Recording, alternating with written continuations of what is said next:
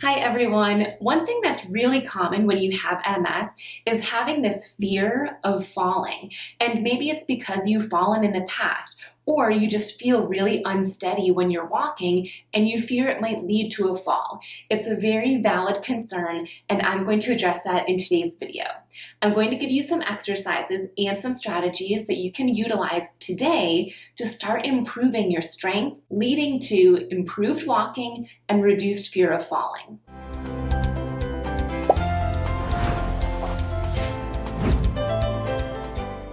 Before I get to demonstrating any exercises, it's really important to understand how much actually goes into walking. So often when I'm working with a client, they will tell me that they want to improve their walking, but they view walking as just this one big thing. And in fact, there's lots of little things that make up walking. You need to have good strength in order to walk forward. You need to be able to have enough strength to bend your knee, to lift your leg, to lift your ankle up. Without strength in those areas, walking is going to be so much harder and it can absolutely lead to a fall. And that doesn't even count the strength required for our core muscles. Another thing that we need is flexibility in these same muscle groups.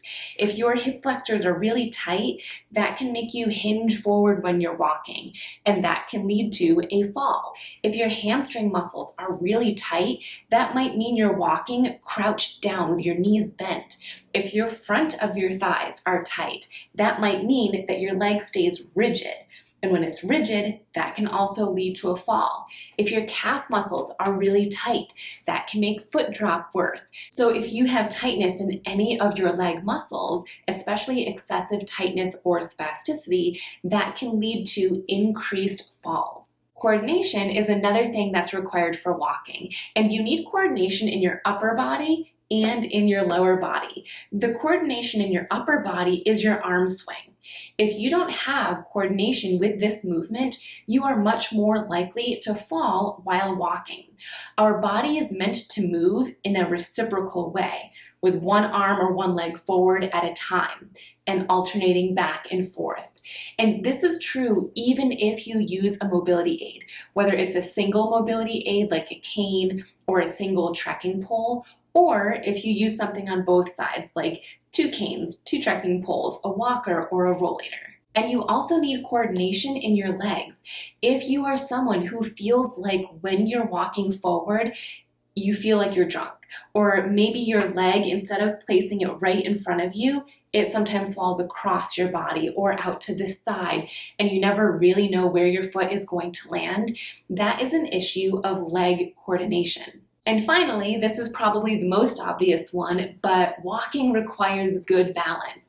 Not only that, it requires balancing on one leg as well as in a staggered stance. So what we're going to do right now is I'm going to demonstrate some exercises that you can do based on which areas of weakness you have. Today, we're going to focus on that strengthening component. So if you feel like strength is one of the biggest reasons that you have this fear of falling and it's holding you back and making you scared of losing your safety while walking, this is going to be a great video for you. There are lots of different muscle groups that we need strength in when walking, but there's 3 main ones. The first is your hip flexors. You need to be able to bend your hip, to flex your hip. The second is your knee flexors. You need to be able to bend your knee. And the third is your ankle dorsiflexors. You need to be able to flex your ankle or lift your ankle up. If you feel like strength is the main thing that's causing your fear of falling, at first pick just one of these exercises.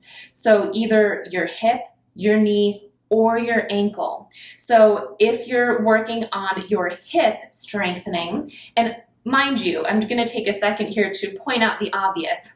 I do not have a mobility aid around me. I'm in the center of a room. I'm only doing that because it's easier for demonstration. At home, if you use a cane, a trekking pole, a walker, a rollator, any assistive device, use it when you're doing these exercises. I just don't have one because I want a clear view so that you can see me.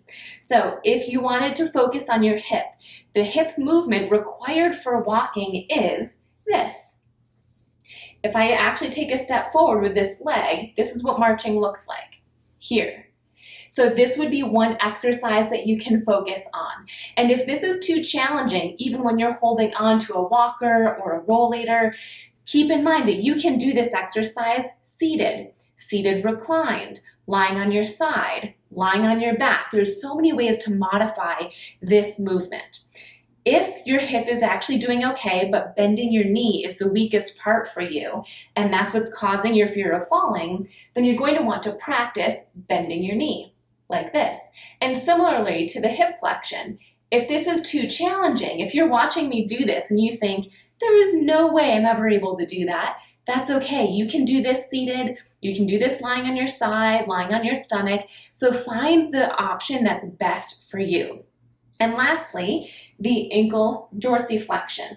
I actually prefer to do this one seated, but I'll demonstrate in standing since I'm standing now. You'd want to practice lifting your toes up and down as your heel stays down the entire time.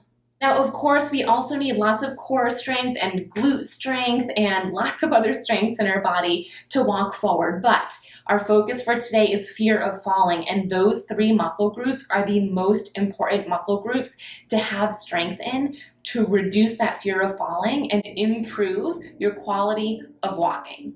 If you are interested in seeing those exercises in all their different variations and have an exact strengthening program for you, that is what my online MS Wellness program, The Missing Link, is for. I'll ping a video right up top here if you want to learn more about it. I know that was a really quick overview, but I hope it gave you some insight as well as some exercises and strategies that you can start implementing to work towards improving your strength. And the reason I love sharing these is because when you can improve those things, not only are you reducing your fear of falling, you're also improving your confidence and you're improving your freedom. Again, this was a quick overview. If you are interested in any of these exercises, all of these are in The Missing Link, my online MS Wellness program, in addition to hundreds of other exercises that are MS specific, designed to help your brain find those neural pathways and strengthen your muscles.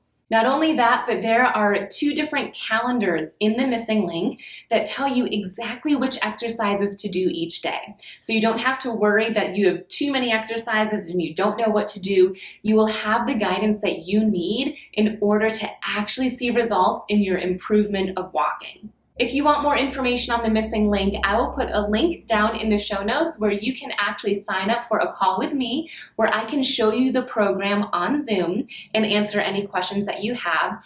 Or if you prefer to watch a recording, I have a behind the scenes video that gives you the inside scoop and shows you exactly what the program looks like. Thanks for tuning in. I'll see you next time.